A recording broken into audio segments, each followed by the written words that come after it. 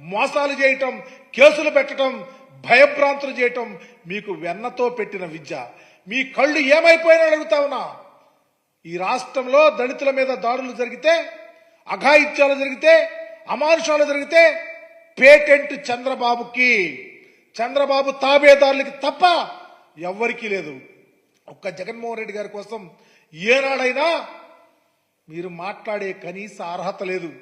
ఎందుకంటే దళితులు బాగుండాలన్నా, దళితులు ధైర్యంగా బ్రతకాలన్నా, గుండె మీద చేసుకుని ఉండాలన్నా, వాళ్ళతో నీవు ఇవ్వందేనని చెప్పేసి వాళ్ళు నా వాళ్ళని చెప్పి, నా ఎస్సీలు, నా ఎస్టీలు, నా బీసీలు, నా మైనారిటీలు అని చెప్పిన రాజకీయ ఉద్దండు ఈ దేశంలో జగన్మోహన్ రెడ్డి గారు. మీకులాగా దళితుల భూములు లాక్కుంటున్నారు ఎవ్వరు.